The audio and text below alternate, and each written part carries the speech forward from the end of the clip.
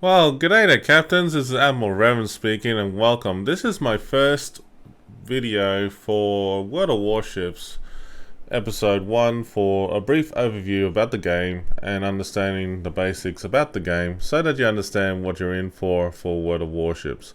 So, you have decided to install World of Warships for the first time and gain used to the gameplay, and I want to say thank you for joining in. It's great to see you aboard. So, the game itself, there's a lot of things that you probably don't know and you want to know, and honestly, let's just give you a bit of a brief outline and update as best you can with this game.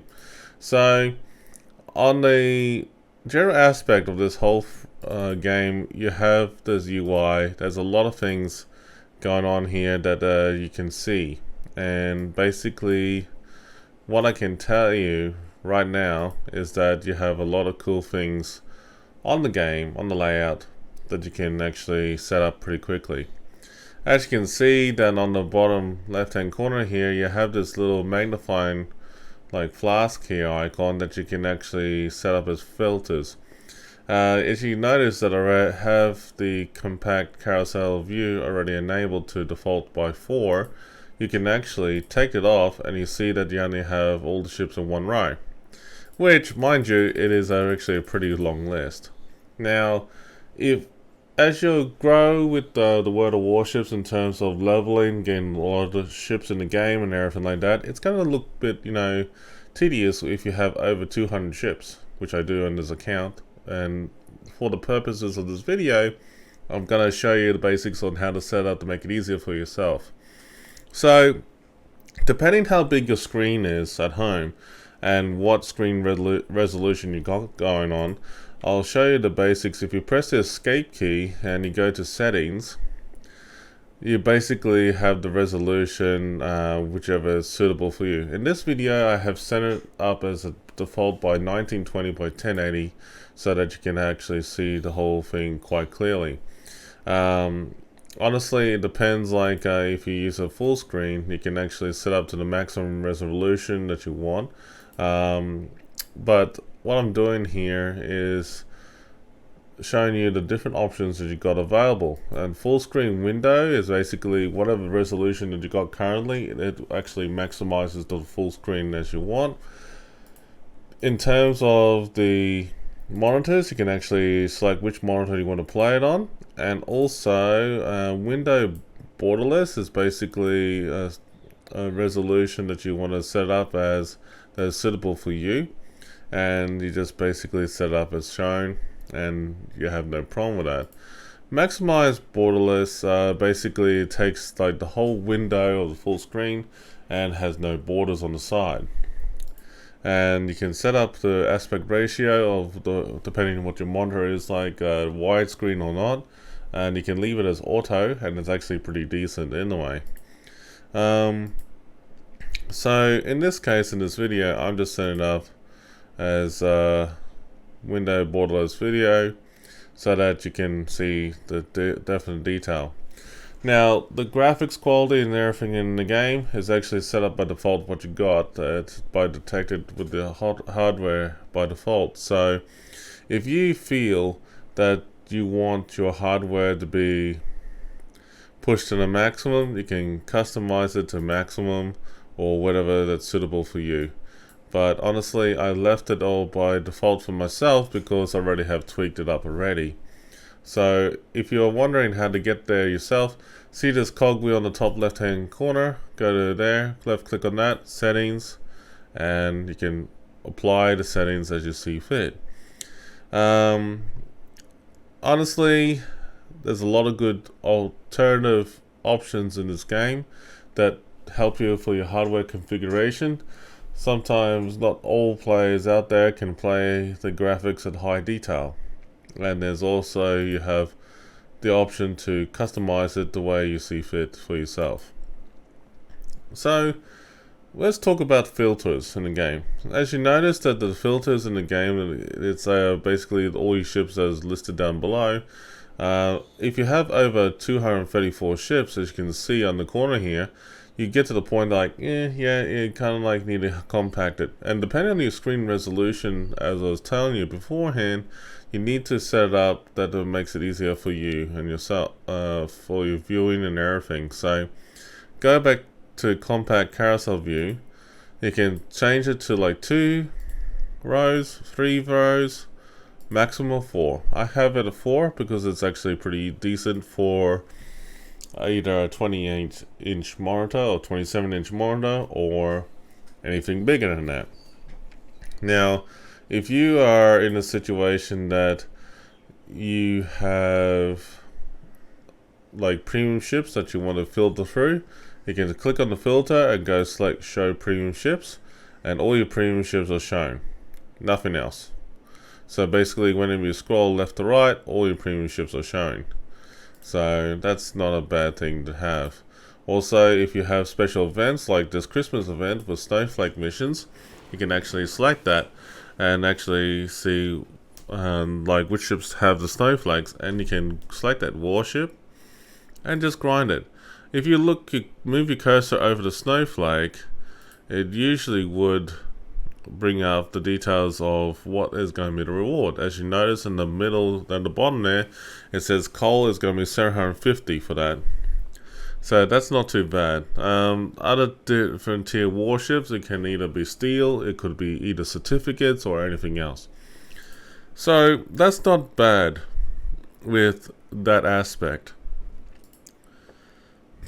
Alright, so you want to learn how to get to tech tree ships.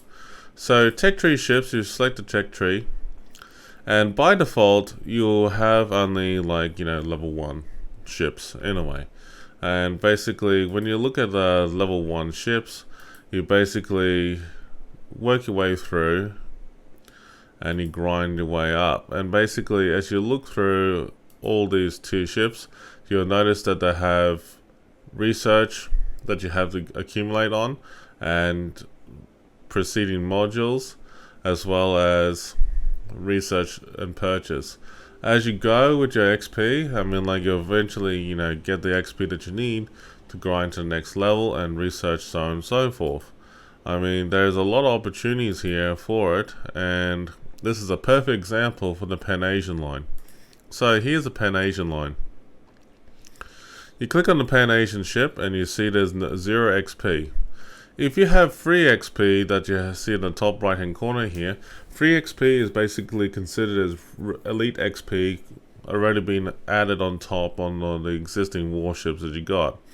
And basically you can use that from the premium ships to help go towards the next level warship you're grinding for. Now, for example, if I already accumulated the XP on this warship, say for example the requirement is 450 here, and I had 450 base XP on that warship, on the Chenggang, and you can use that to the Longjiang, so you can accumulate and use that. That makes sense. But if you got elite XP or free XP, as they call it, you can use, just select the ship at tier 2, click research, and then it will ask you whether you want to research the ship or not. You say yes, and then it will ask you whether to spend in-game doubloons, for example, to have a 10-point commander, or use in-game credits for 900,000 in-game credits, or just use basic training. Now, basic training commander is basically a basic training commander that you can use, and it's actually pretty straightforward. So it's not a bad thing. It's definitely not a bad thing.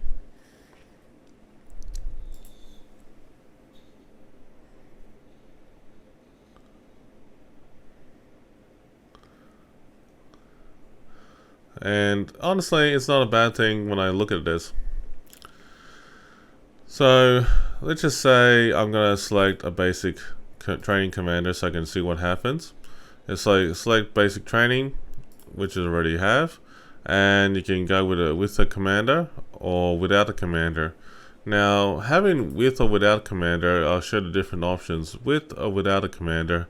When you have without, basically you don't have the option of trading or, you know, buying with in-game credits or doubloons. And when it comes to without a slot, you don't have to pay extra doubloons to pay for a slot. So this is the difference between with a slot and without. So basically, if you have with a slot, you pay for the cost of the ship plus the in-game doubloons to get another port or slot open. Now, depending on the rewards that you get in the game, I'll talk about that more in detail, you actually can get more port slots. So let's just go without a commander, and basically that's how much the cost of the ship is. If you select with a commander and I go basic training, I click purchase and I say yes, this is the ship.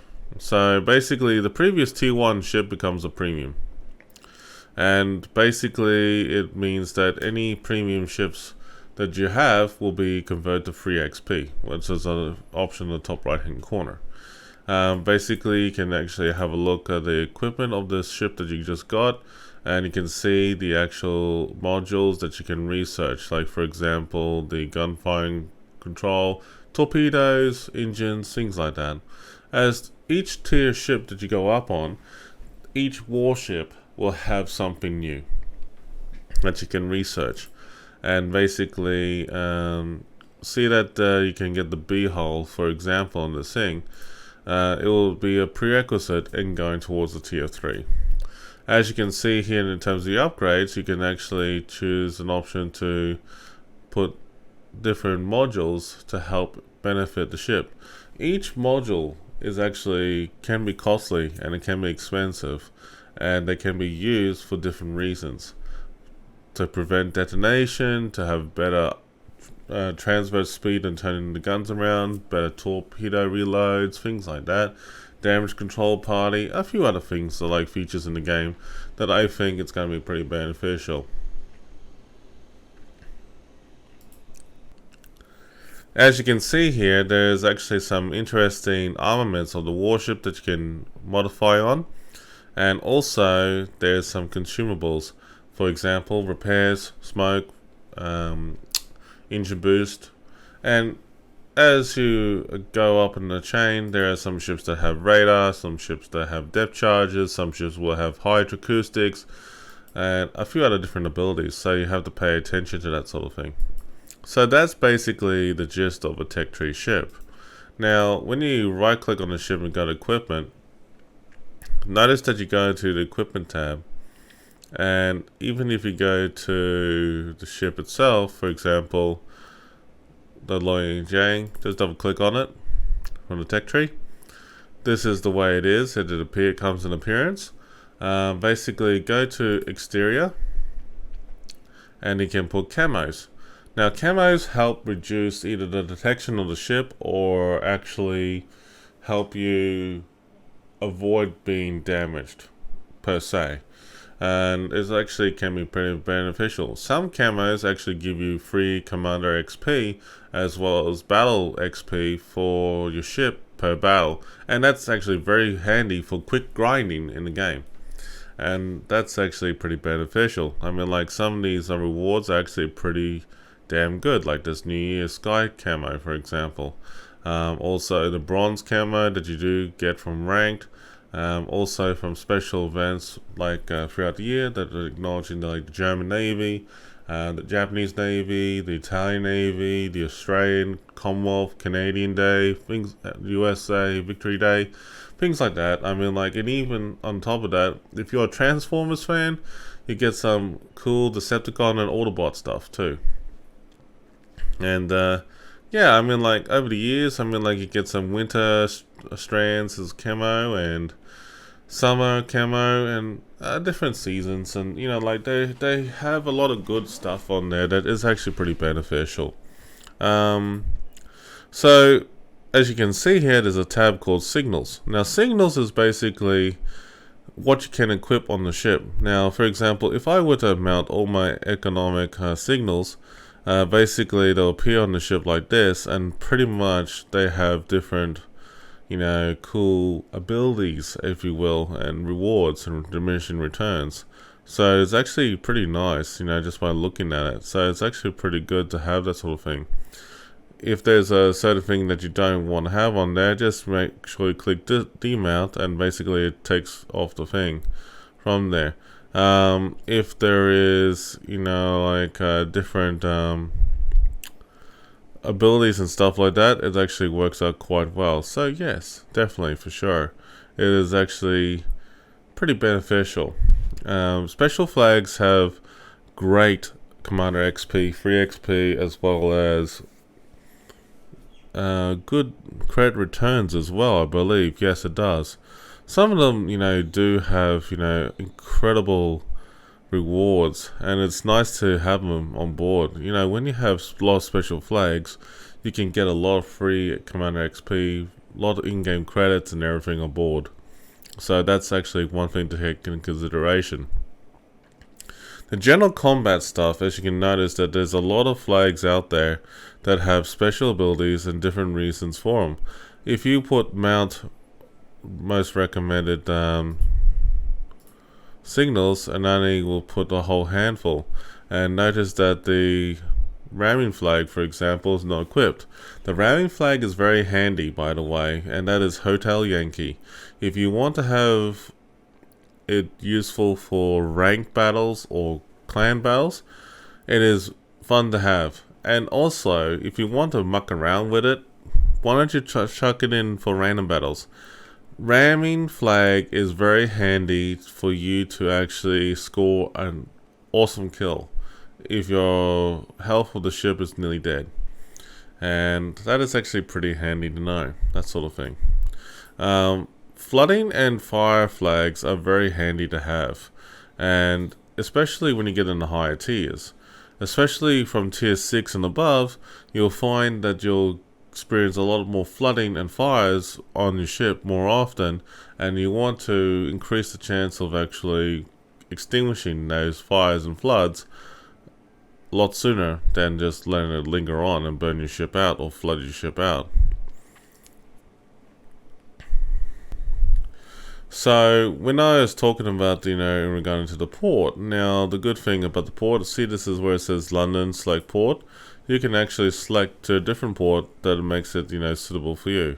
Say for example, I got sick and tired of seeing London, and basically I go Dragon, because the lunar event is about to come up soon.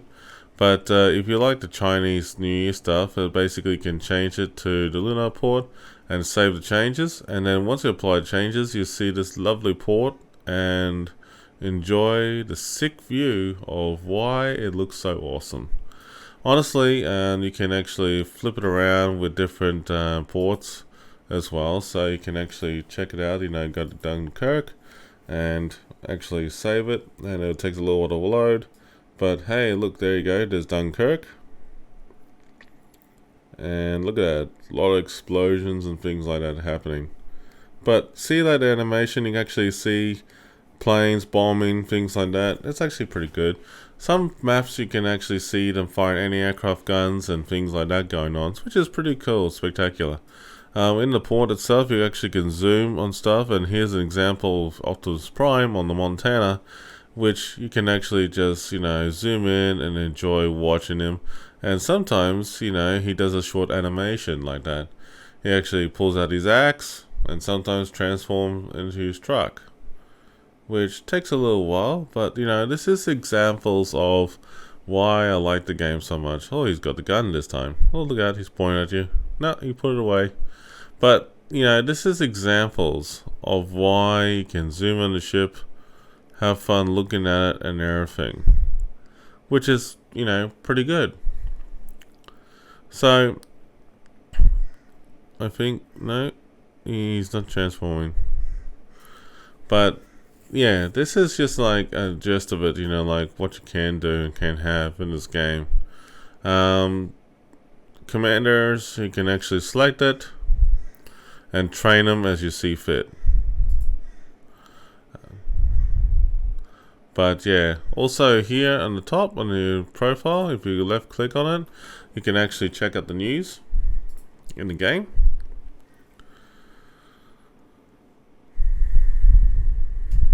which brings out the news articles, and you can actually scroll through it and check it out what's going on there, aside from the website. As you scroll through down here, just make sure, folks, you actually check it out, because like sometimes there have stuff that you can participate in, like certain events, and you actually can get either camos, doubloons, stuff like that in there, and the rewards are pretty nice, and honestly it's actually pretty easy to have. Other thing about it all is, like, get these insignias, badges and stuff like that, emblems, patches. They come from different rewards, bundles and stuff like that. Over here obviously is the port, the equipment, tech tree. We can definitely go with the tech tree. It's all highlighted, made available to you to choose whichever you want to go.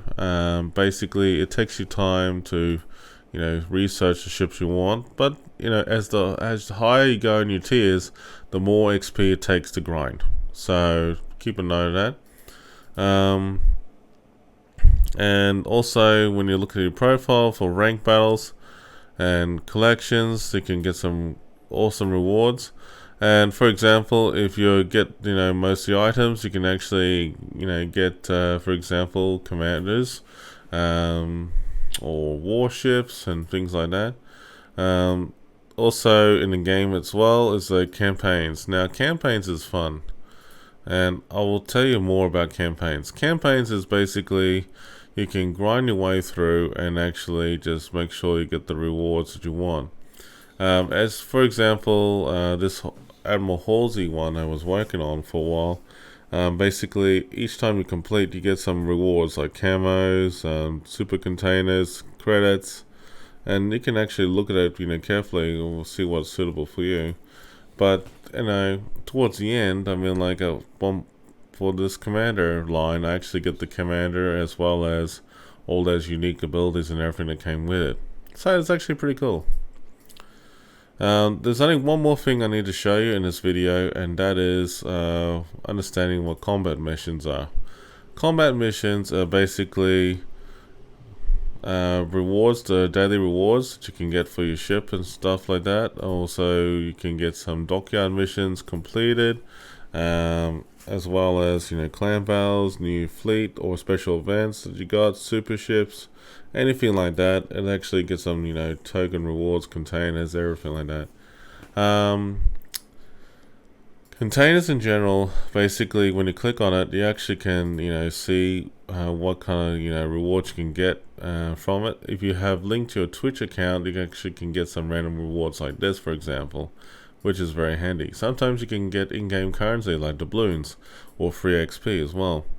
And last but not least, we can talk briefly about the Dockyard.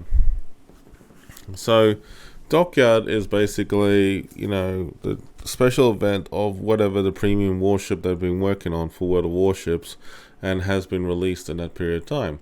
As you notice that there is what's it called?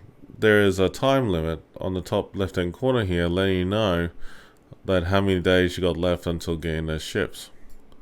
This ship in particular, and you can complete it with the balloons, and then you can actually scroll your way through and actually watch the construction of the ship go from start to finish.